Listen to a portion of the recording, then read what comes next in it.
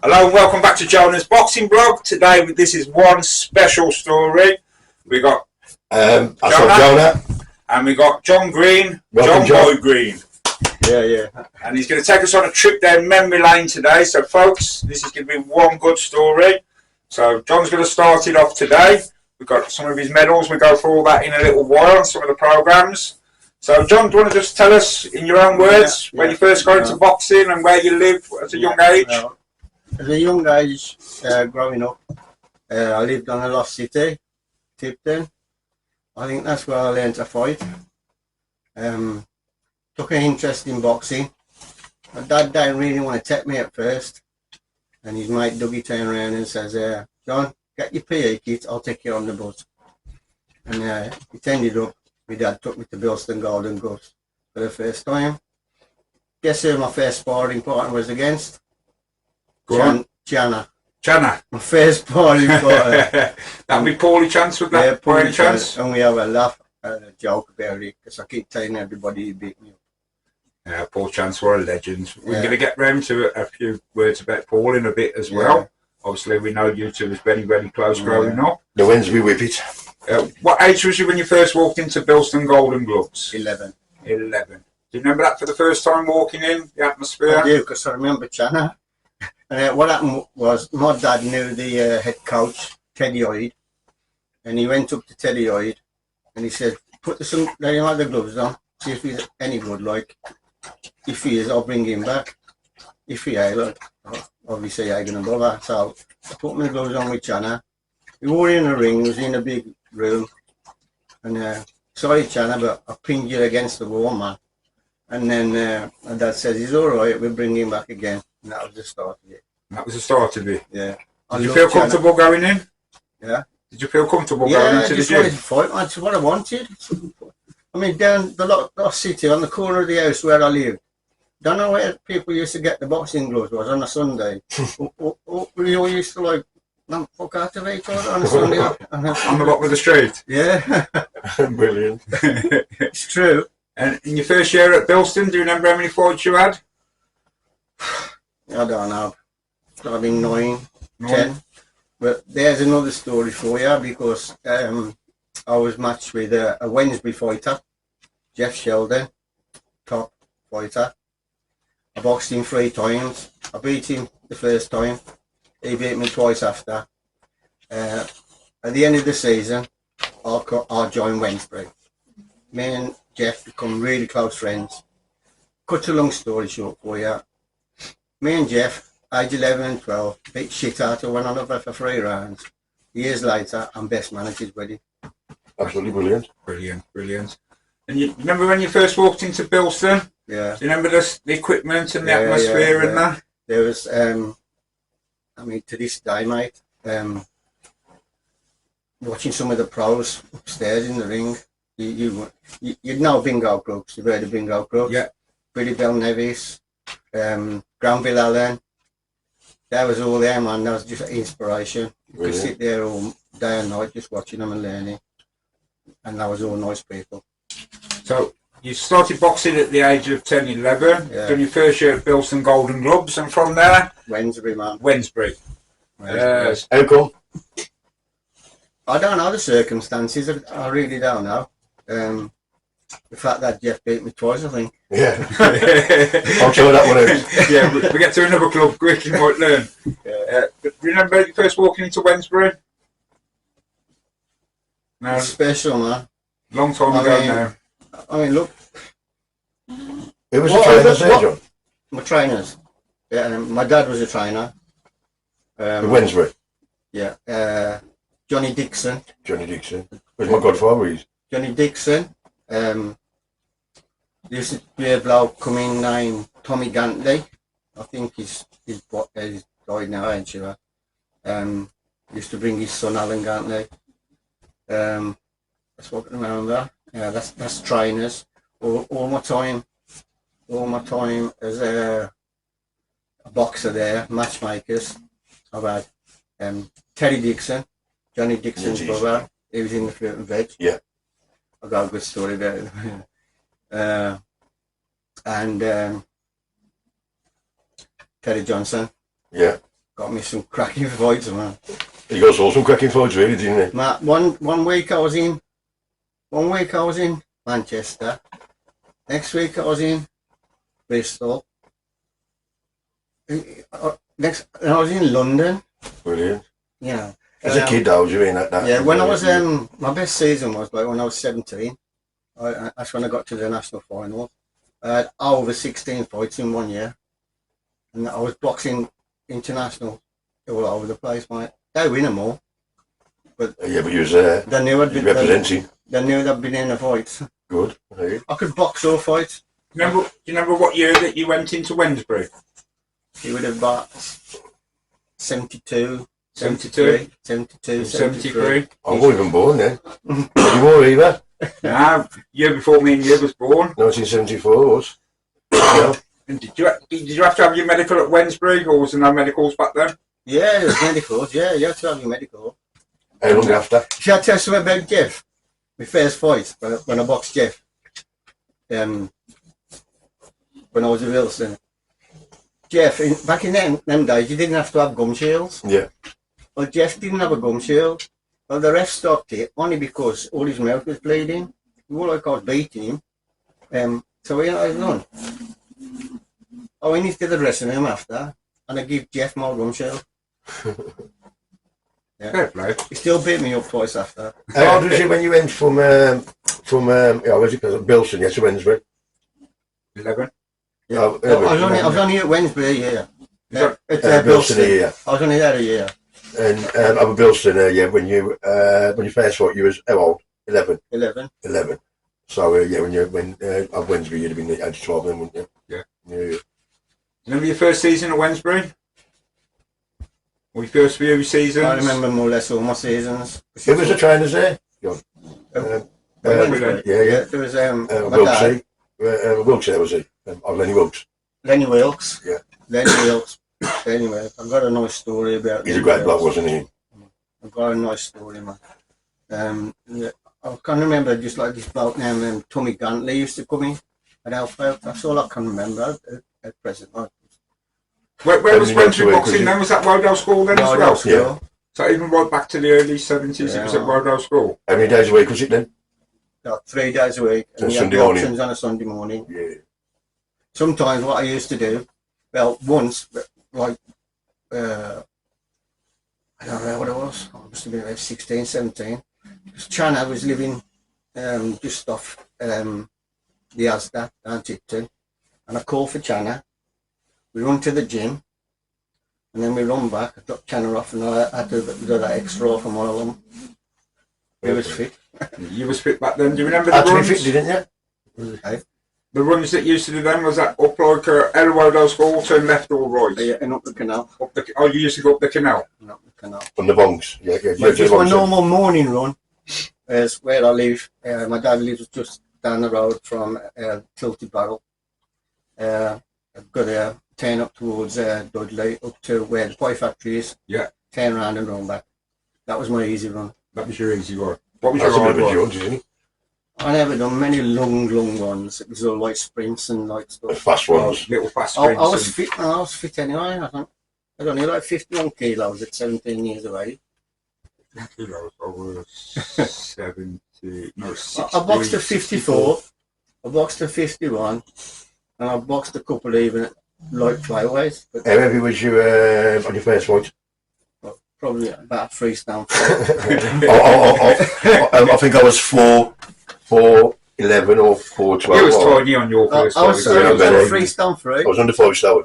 I was like a ferret. Yeah, he was small as well. I seen Phil's I was only tiny, I was. photo when he Being fit, are you? I mean, not only that, I had a double paper round in the morning, a double paper round at night, and you're running up and down these flats and streets and all that, and then like you do go into your skill week, and then you got to go running or go to the gym. You're just fit, are you? And like back in them days, when I was junk food. There's nothing else that like, do you mean like, you know, when do you mean like say years back? It wasn't like it was all proper meals. Mum and Dad's cooked My mum, proper right? veg all the time. My mum, right? She worked in a foundry, right? She worked hard in a foundry, and she had to keep 3 sons and my dad. And like, I'm so blessed, man. I've still got my mum. Good man. Did any of your brothers box, or was it just you? Yeah, Neil, he's the youngest, but he's about, I've got a story about this, about 10 years younger than me. And I'd stopped boxing when Neil started boxing. And there was a show at the top of Hilltop somewhere. I don't know the That would have name. been Ponderosa, would it have been? Might have been the Ponderosa. Yeah. And Neil's first fight, I mean, you'd have to be a qualified cornerman enough. Neil's first fight was against this geezer. Don't know where he's from. And like, my dad was his cornerman, and I was handing up. As soon as the bell started, I said to my dad, how many fights he had, Dad? He says, he's only had that. I said, has he fuck? He battered the hell out of my brother. You know what? My brother, they give in. He did give in, man. God bless him, he did not give in for 3 rounds. You know, right at the end of the fight, you know, how they like applaud like the winners. Yeah. They applaud my brother, man. Yeah. My brother. Fair play to you. Yeah. To be fair, it takes a tough man to get in any My ring. my dad found out after this geezer who he boxed somewhere before on another card. My dad went fucking hate shit. Shouldn't happen. And the dirty box. But like, I think my brother had about 10 fights. But like, I was out of it then. Like, I don't know. I was married. I got kids. So, just going back to your fight career at Wednesbury. Yeah. So your first few seasons, do you know roughly how many fights you had in your first few seasons? Was it? I know. Did you fight in the schoolboys back then? Was it the I've schoolboys? got a story here, and about me. The first time I was entered into the schoolboy championships. It was being held at the old Wolverhampton gym. You got to go about 4 flights of stairs just to get to the ring. I had 3 fights in one day. In one day? In one day. That was I won my staff's badge. You don't have vests in, you have badges and you got to sew it on yourself. And he was on the badge. White and blue a notch for it. Yeah. He was a notch. I won that. But that year, I did progress no further in any championships.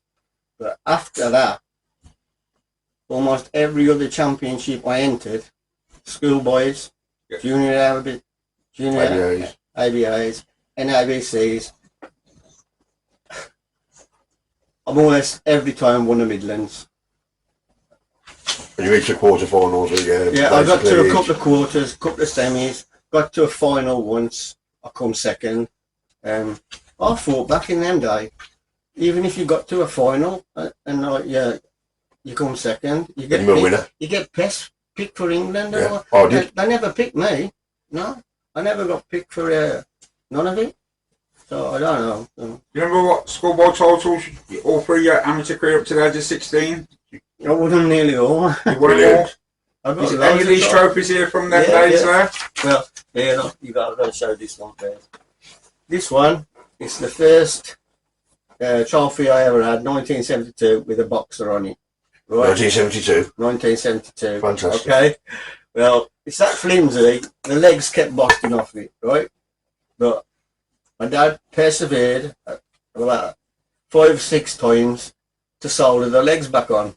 If you look at it, you can see the solder. Yeah. Right? But it means the world to me. Yeah. The world to my mum and dad. Fantastic. Yeah, what's your recent here, John? right, that one, it's the first time I got picked to box for the Midlands. It was do you know the old night out in Birmingham?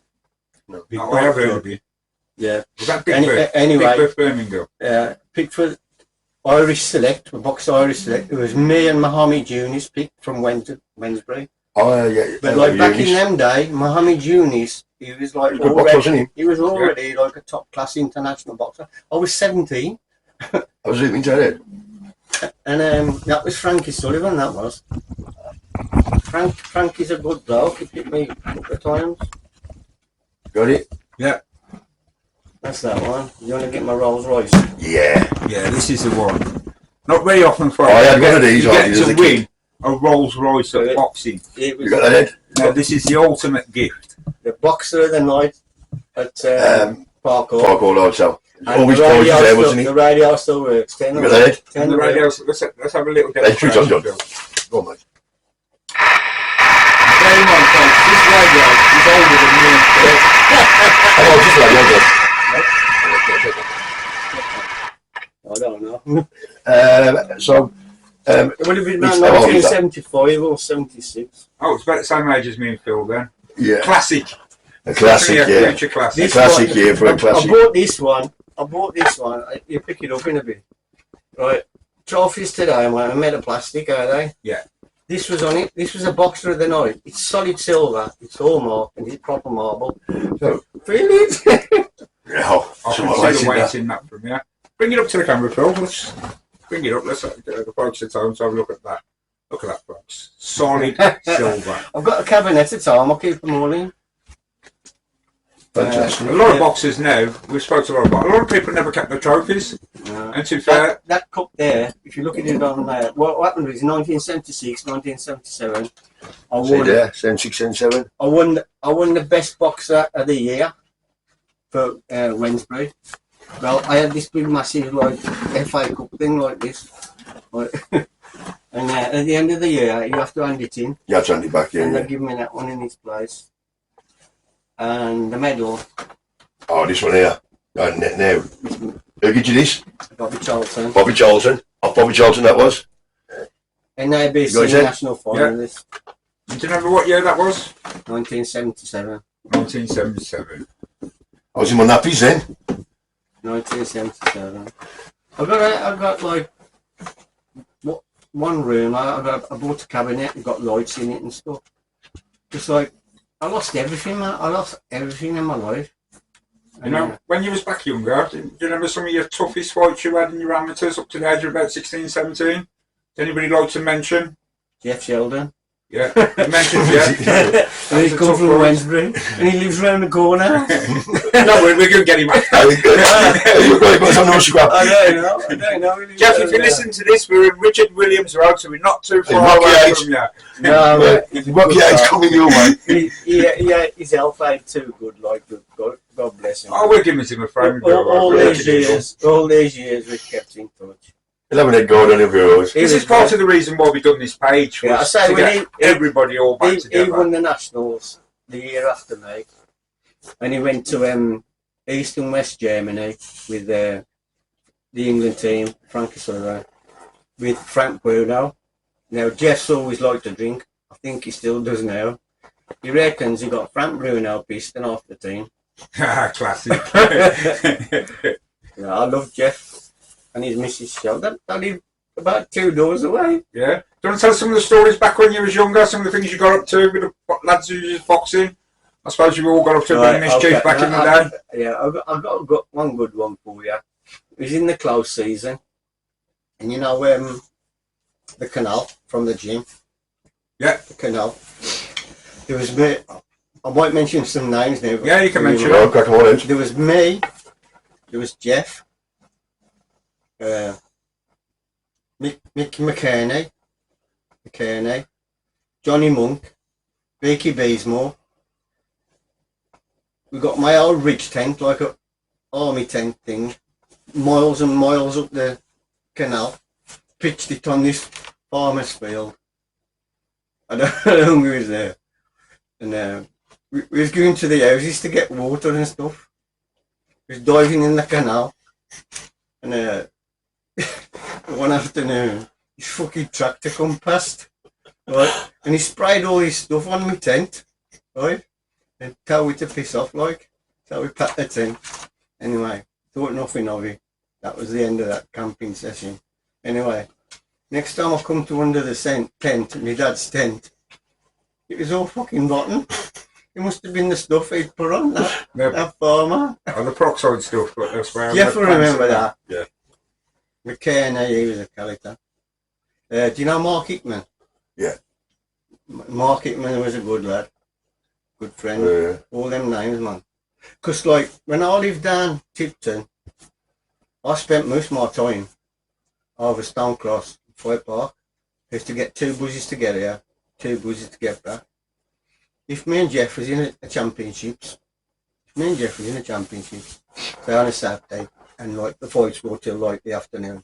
I'd get 2 buses to Jeff's. We'd go to get another bus to West Brom, go in the billiard hall. Jeff would beat me again at snooker. And then make our way back to Jeff's house. My dad would pick me, Jeff, and Jeff's dad up, take with to fight. And that's another one. Was there many of you from Wednesbury who used to all go together to fight back then, or was it like just one of you be fighting one night, one of you fighting another night, or was it like... And there is the venues as well, eh? Yeah. I mean, like, I've got another one for you. I've got another one for you. It was in Johnny Dixon's van, his VW van. This is going to kill you, man. We was on our way to somewhere, I think it was Bedworth or something like that, and the van broke down on the motorway. And like, there's a load of boxes in the back, and we was all busting for a Jimmy Wriggle, right? Well, they was trying to sort the van out. A couple of the boxers went down this field, down this pond, and like, when you're trying to do a Jimmy Wriggle, like, you got a fence or something like that. The fence was all electrocuted. And I swear to God, somebody come and towed the van back, and I swear to God, I still got me to the boxing tournament. Picked me up. How did your box? I was electrified.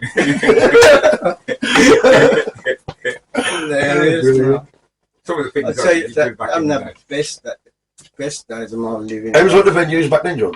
So I'm saying, A lot of it when I was a kid, it was like a lot of it was like in pubs. in social clubs, and that. in clubs, in social clubs where they could Probably, yeah. smoke, and all the smoke were in the ring, and It was horrible, wasn't it? But yeah, You I'm gonna get tell you everything, it was there. right. Towards like when I got to like junior and senior level, and you used to get I don't know, 2, 3, 4 of Wednesbury, walking into a venue, and you walk into the dressing room and say, "You're okay, he's Wednesbury, Hey, he's Wednesbury." brilliant word, that. Watch him.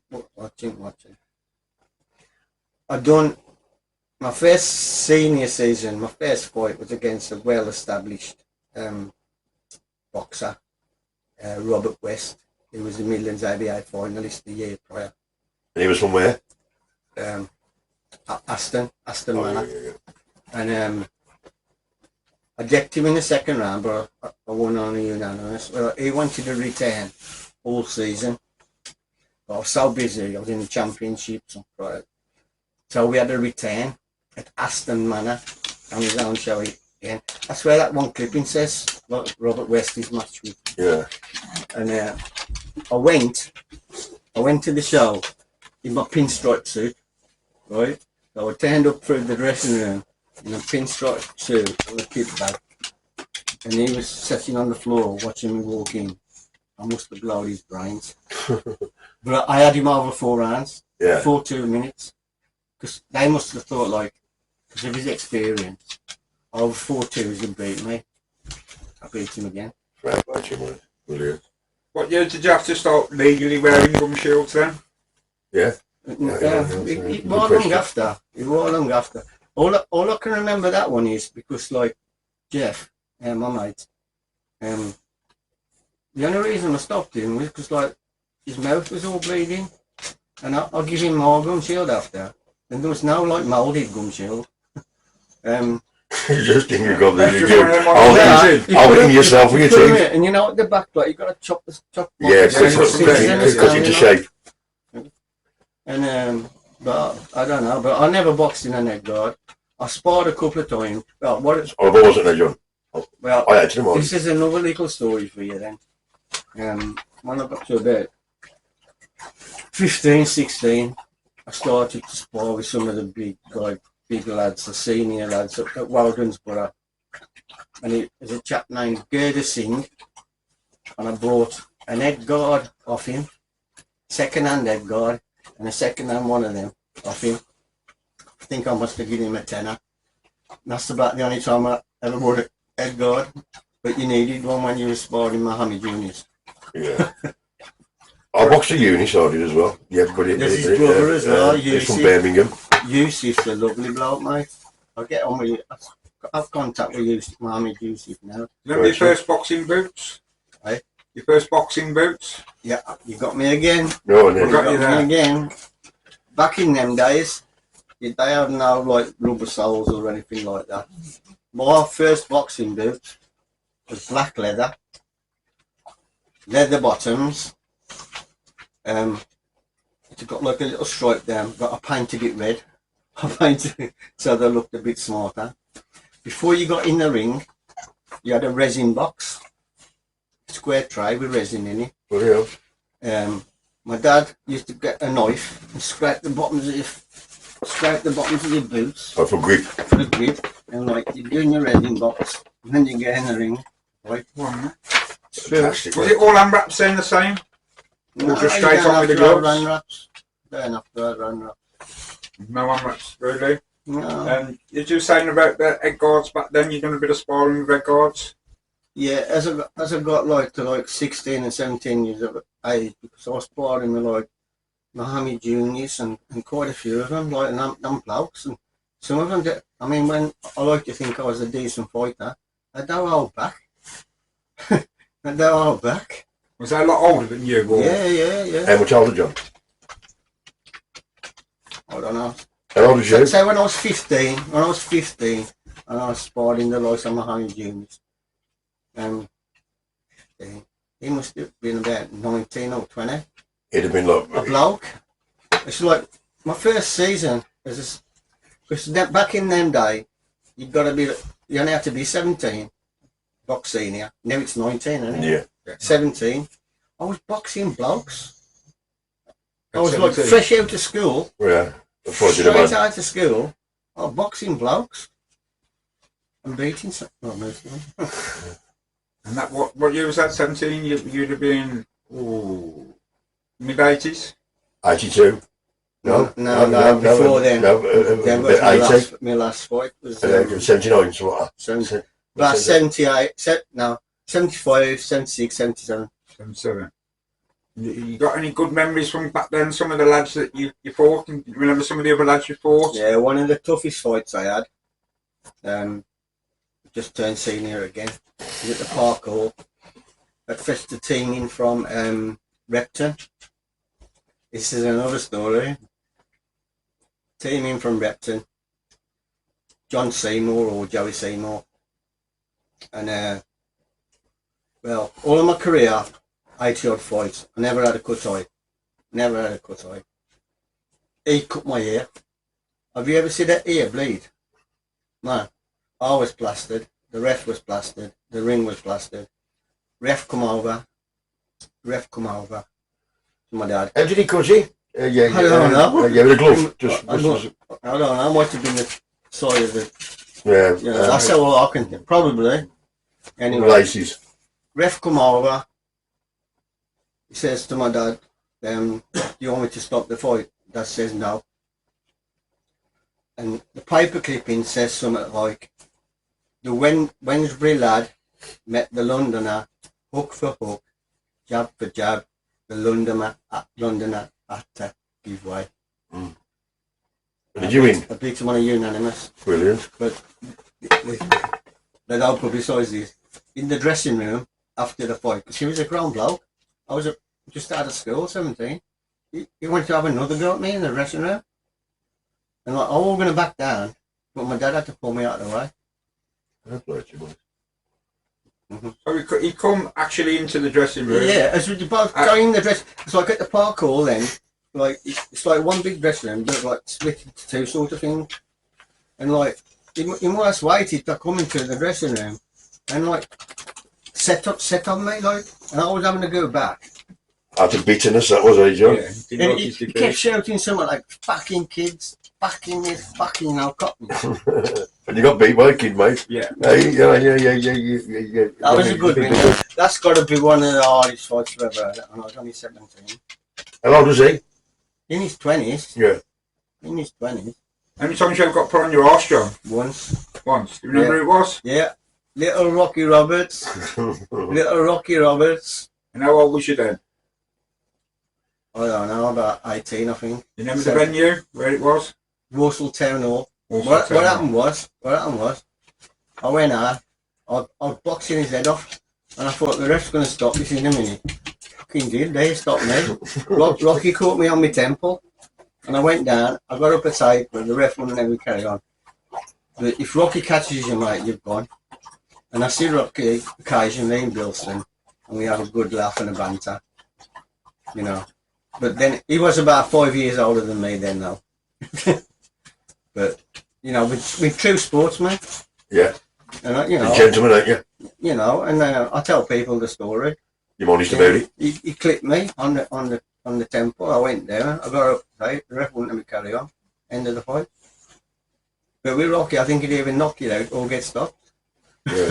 You got a punch. He'd walk onto one, and you know, bang you. He's a character. Rocky's a character, man. And I love Rocky. I love Rocky. Brilliant. You was growing up. You're into boxing now. Is anybody who was fighting on the TV and that would give you inspiration? Who was your favourite boxer back then? It's got to be the Fat Four, eh? The Fat Four. Tommy Hands and all that. Tommy Hands, Agler, Joanne and Sugar Island. Sugar Island. Agler was my favourite. I loved Agler. Now, this is what I'm going to tell you about, right? I watched them all. I watched all their I'd left my dad. I'd left Wednesbury. I'd had a bit of a break, and I went to Wolverhampton. I had a fight in Leicester, Belgrave. I boxed top international boxer, Skevington. I've got it on my phone. The programme. I was top of the bill in Leicester, in Belgrave, over Skevington, over. He was only a junior. He was only a 2-star. Chris Boyd. Yeah. Top of the bill over Chris Boyd. But he was only a junior. But to go over there and top the bill. What weight did you fight him when you was like 16, 17? You remember? About 8 stone. 8 stone. What would that been? Light weight? No, I boxed in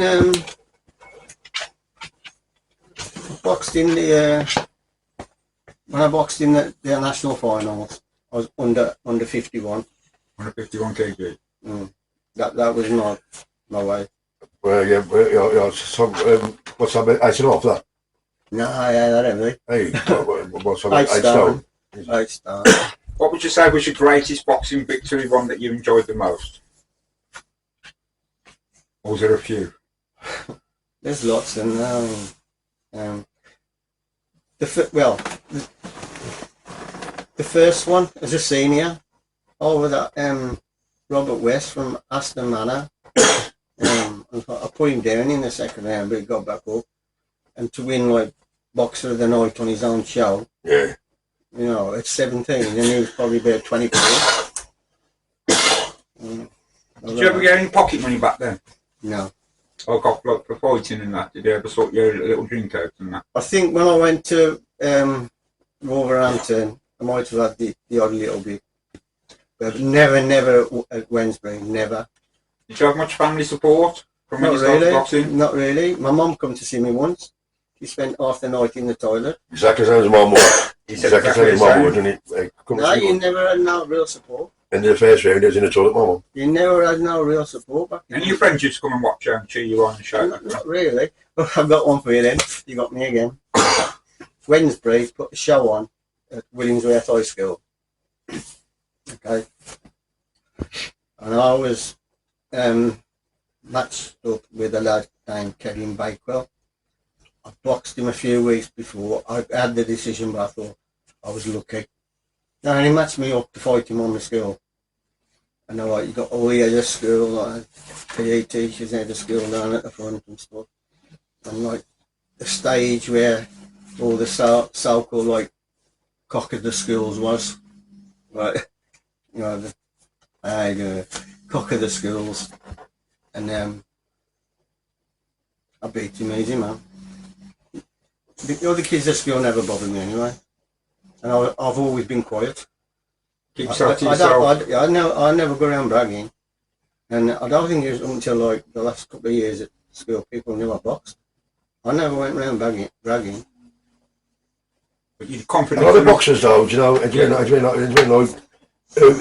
well, actually all boxers who I had boxed with, they don't ever brag about it anyway. They was just like humble about it, like, you know what I mean? That day bothered me really. Like I was quiet. I was deputy head prefect of the house. There might have been a few incidents, but like it never happened. It never happened. Never happened. So. And what would you say was your worst defeat you had in boxing? The air team one. When Rocky Roberts put me down for 8. But like, you look at it, man. He was a good kid. He was a good kid. He turned pro. Yeah. He boxed Duke McKenzie. Did he? He's a pro. He broke Duke McKenzie. He's a pro. He's a world champion, wasn't he? And little Rocky's only that big. And like, you know, it's gone from like, he put me down for the camp. Well, if I met him tomorrow in Bilston, without laughing a joke, didn't go to Rocky, he starts shadow boxing in the middle of the ice cream. He'll be halfway down the market and then start shadow boxing. And how old are you now, John? I'm 64. 64, and you still got a fond memory of the sport all the way back. It's all coming back to me. It's all coming back. And you enjoying it now? You're getting back into it? Yeah. Enjoying the blog? Yeah. Enjoying the blog? Yeah. Loving the blog, he says. Yeah, loving the blog.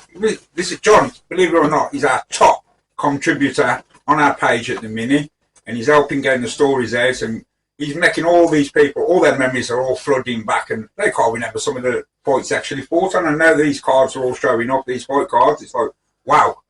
And we just want to thank John for that, because obviously, if it weren't for all you guys out there. Yes, here we go. Right, John's got a little story he wants to tell us. Obviously, this is all just after he finished boxing. And from here, we're going to go to some of the memories he has, and some. He wants to say a few words about Paulie Chance as well. And right, I'm going to jump off this 1 second. So I'm going to let John fire away. Okay. They asked me to do a bit of a story. So that's what I've done. They're going to go on forever. My first year in the schoolboys, I fought 3 times in one day to win my first title. Staffordshire schoolboy title. That year I didn't progress any further in the champions, schoolboys, juniors and RBCs, but I did win Midlands titles in every one of them later, schools, juniors and RBCs. 1977 I reached the NRBC national finals. Never was entered into the senior ABAs. At the age of 40, my life turned upside down. I was diagnosed with bipolar, was sectioned a few times under the Mental Health Act. I was locked up in police cells quite a few times, causing disturbance to the peace. I lost everything. A 4-bedroom house, 2 cars on the drive, holidays abroad, got divorced, lost my kids, lost all my self-respect for myself and for others. Doctors even took my driving license off me. Worst scenarios with my drinking with the alcoholics on the side of the canals. Suicide attempts, I hanged myself. I don't know talk about that. Was admitted to New Cross several times after I attempted suicide from overdose on alcohol and medication. On each time I was put on 2 drips, given these little small yellow tablets day and night. On discharge I would go straight to the off licence and buy super strength lagers and mix it with Frost Jack ciders. Thankfully the suicide attempts was not enough to see me off. Then the answer to all my prayers was staring at me through my bedroom window, the rooftop of St Martin's Church, Bradley, Bilston, which helped restore my faith in the Lord Jesus Christ again. I now attend St Martin's Church, help out around the church a few times a week. Over the last 4 years, I've been alcohol free, got my driving licence back, passed my level 1 amateur boxing coaching course. One of the most important things, I've started to rebuild a relationship with my youngest daughter. Now this bit's going to kill me, Mum. And, Go on, you got it, John. and to top it all, to be able to make both my elderly parents Go on, you got it, John. proud of their 64-year-old son again. I'm proud of you, John. We're proud of you, John. And if you sit there and tell that story, what people are going to understand, you've told this is in John's own words. Now, I know a lot of people have struggled with drink, alcohol, drugs. A lot of people, everybody takes apart their demons, all different ways. But John has actually gone out there, got off the alcohol yourself, did you, John? Stop it all yourself? In previous years, I've been to Alcoholics Anonymous a couple of times. It was Andy Flutie who took me there a few times, but I was all ready to come off it. I went to Recovery Near You in Wolverhampton, Aquarius. I've done it myself. Brilliant, mate. Great I've stuff. done it myself. And you know why I've done it? Because I got my passion back. I've got my passion back, my boxing. Brilliant. And I've got my faith in Jesus Christ. Praise be to God. And do you want to just say what you went on to do after that? You went to get your own little gym unit, No. started a little bit of training. No. Give us a little. I helped coach at like two gyms. But right, I know the growth of the gyms and modern day techniques and stuff. It's all too much for me. I mean, it started to affect my mental health and my well-beings. So I've had to step aside. For like various reasons. That like Fair play to Like, you, John. the two gyms that I left, like, I wish him all the best. It's just, I couldn't cope, man. I just couldn't cope with it, with the expansions of the gyms and the changes.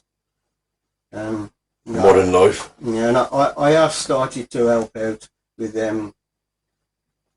I've only been there 3 times, to help out with Jimmy Bill. Yeah. I've He's just the helped, top boxer and trainer. and he's a good bloke. He's brilliant, that Jimmy is. You can. He's coming on here as well, I Jimmy know is. he is. I know he is. There's no pressures. I just totter around and do what I want to do at Jimmy's. Enjoy it. I've only been 3 times. You're taking like the kids like on the pads and that, John. You just silly little thing. I'm a very good bad man. You want to tell us a few things about Paulie Chance, the Wednesbury Rippers? Chana, right. I know you're very, very good friends with him, pals. If you've got any stories you want to tell us. Yeah, well, me and Chana, we go back to like the days of 11 and 12 when he beat me up down Belston Golden Bus. And then I admired Chana because, like, even going to Crystal Palace and this, that, and the other, and so I kept in contact. And I said, look, I've run to the gym with him, trained, and I've run back. Chana got in a bit of trouble a few years ago with his own mental health and his dementia. He's been in a bad place, mate. He was another great boxer, wasn't he, John, as well? He was fantastic, mate. Class. I think it was George Feeney who boxed for the world title. He was class. I looked up to Chana. I still look up to Chana now. The Wednesday And like Rippers. where he is now in sheltered accommodation, it's like a penthouse. I love it. I try and see him about once every 3 weeks. Was it you who texted him to the car boot? I was talking to his relation earlier on. Yeah, well, He said he still gets out to the car boot. It's got to be John who texts him. Somebody's got to text it him. was 2 weeks ago or 3 weeks ago. I had a Sunday off church and I picked him up. Took him to the car boot. No, took him to my house. Took him to the car boot. Come back this way. Went to the Dovecoats. Had a carvery. Then I went and spent an hour with him in his penthouse. And then went back home. And I bet you talk about a lot of the great memories you got as Have well. a look at that photo. That one's coming up for Christmas with Chana. Oh, this one here. Yeah. Bring that over to the camera, Phil. Got it? Yeah, look at that, folks. Brilliant. You want to tell us some of the funny stories you got, John? I'm sure you got a few from back in the day. No. What about you know some of the adventures you used to have? You know, Like if you got canal. yeah. We used to dive. There's some like locks up there, and we used to dive in the canals and swim like you could have drowned. Could you jump a lock as a kid, any of you? The Ganses you on about? I don't know where they are. What the Ganses, eh? Could you, any of you actually jump the lock? From one side to the other? Our legs were big enough for us. I could do it. Oh, yeah, I could do it at massive. 15, I could. I've seen many people hit the other side and fall in. Oh, yeah, that was me. But like I say, growing up, I spent most of my time in Friar Park and Stonecross. It was quite tough around here back then. I had to catch 2 buses here, 2 buses back. There was another good reason I used to hang about with Jeff Sheldon. He had about 3 good-looking sisters. Say no more. And his mum was lovely. His dad was always betting on a Saturday. If you could go back and do it all again, would you go back into boxing? Would you do it all again, John? Yeah. Would you do it all again? Yeah. Would you do anything different this time?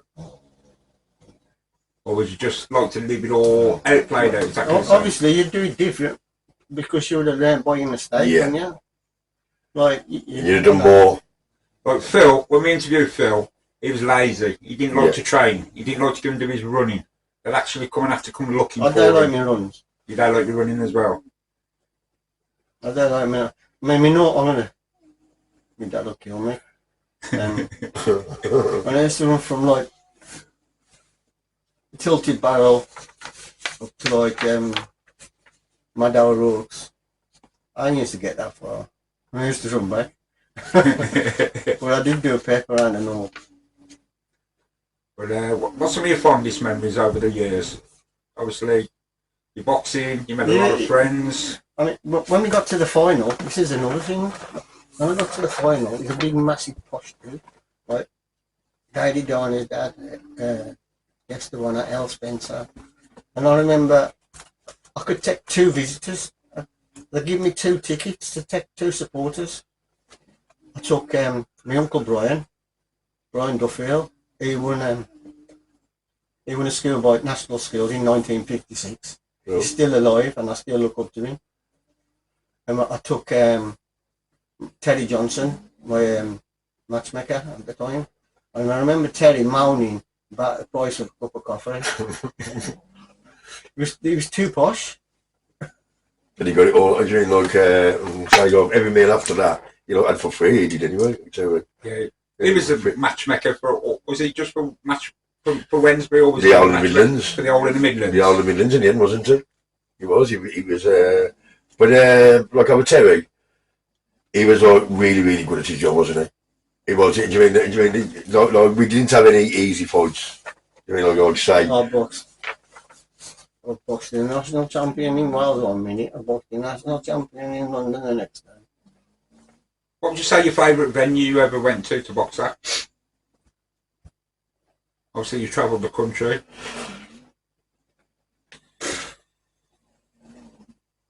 I don't know, there's that many. What was the shittest one then? Park Hall Hotel because you couldn't get by the ring. No, they shove in, put the gear to something to eat. Oh yeah, you get hot meal. Hot meal and did you ever box at the Summerhill?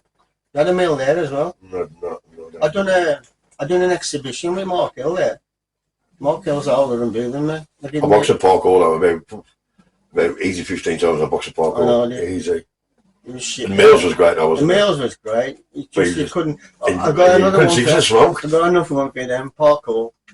I won a little transistor radio in a box, like, and I just come standing like by these where you could stand, and this bloke on the end of the oblong table said, "What you won, mate?"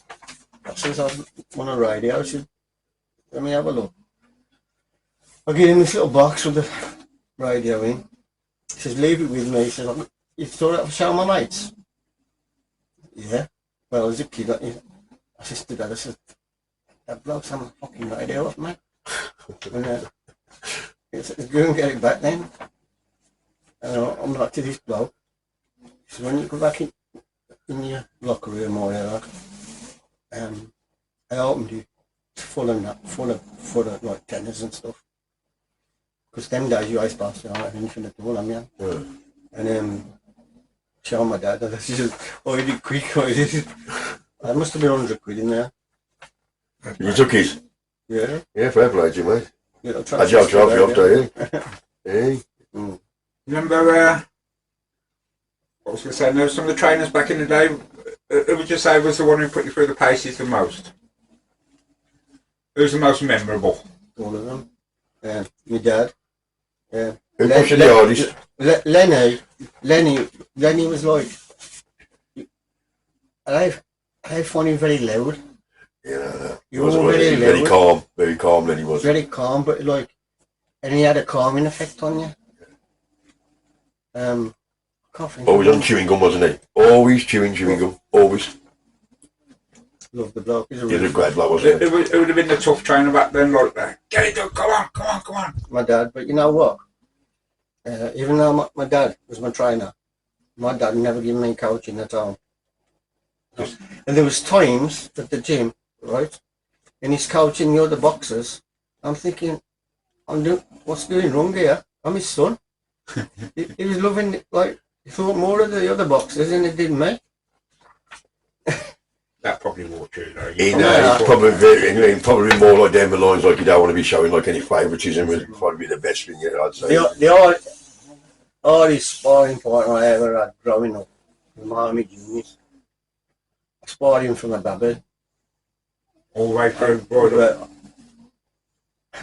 I know people are listening, but by the time I'm like 16 and 17, I'm holding my own with him.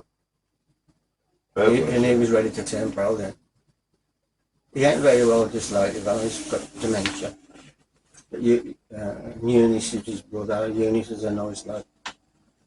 All these names are coming back. Philip Hill, Mark Hickman, McKinney, all from like Stonecross. I love the place. Brilliant. I lived down there. I lived in Warner Road for 7 or 8 years. Warner Road, that's pretty much Johnson where you Road. lot, there's a lot of good boxers come from just that little estate there. Obviously, we've got our England 4-5 come from there. Let's tell you what I remember.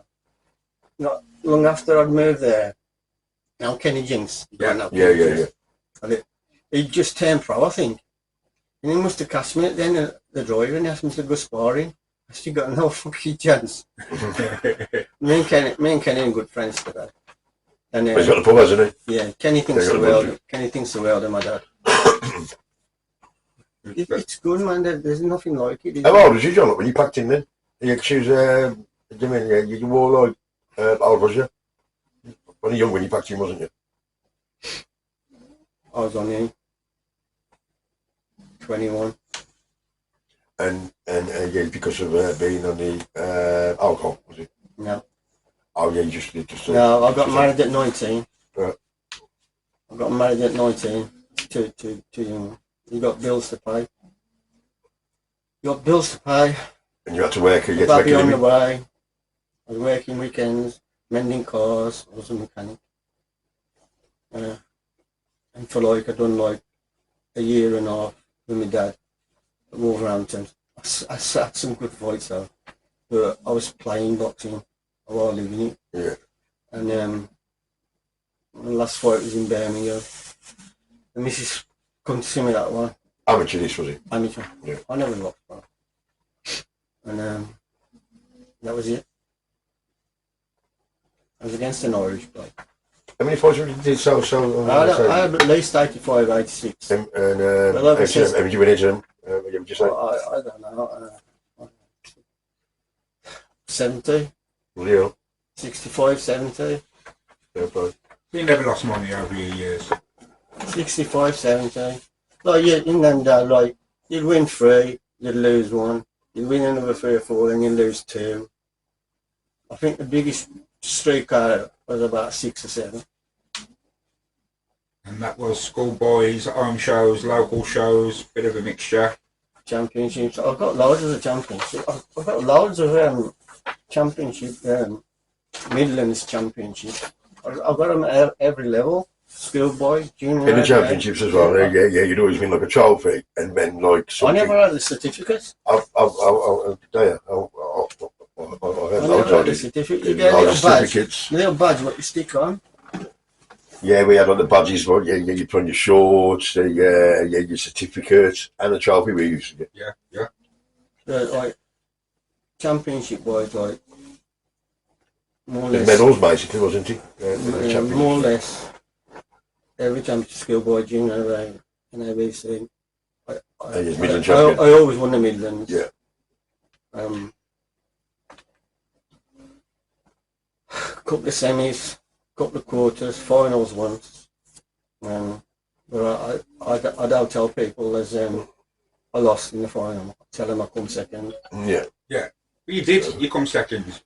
If you can get when you think about it, though, like from all over England, and you're in the final. You're in the final too. Yeah, you have the best boxers in places like in the country, aren't you? Yeah. You have the best two boxers. So, you mean like in that ring, you always want to win, don't you? But if you lose in the final, you're out and lost to somebody who's like an idiot. Yeah, you box to somebody who's top level boxer. Them semi-final ABCs and finals, those are all top class international boxers. Well, you had boxers who was boxing with Errol Graham, wasn't you? Yeah, Errol Graham twice. Steve Topless. There's loads of them on there. Absolutely brilliant. And more, to box on the same programme with them twice. Some great memories. In Money 17. Fantastic. Great memories. Is anybody you'd like to thank, John? Coming up towards the end of the era. You won't believe it, but you've done an era. I want to thank God. And I want to thank my mum and dad. And everyone's what supported me. And my CPN, Kelly. And my church, St Martin's Church, Bradley. That's it. Thank you very much, sir. Can we give a shout out to the old trainers?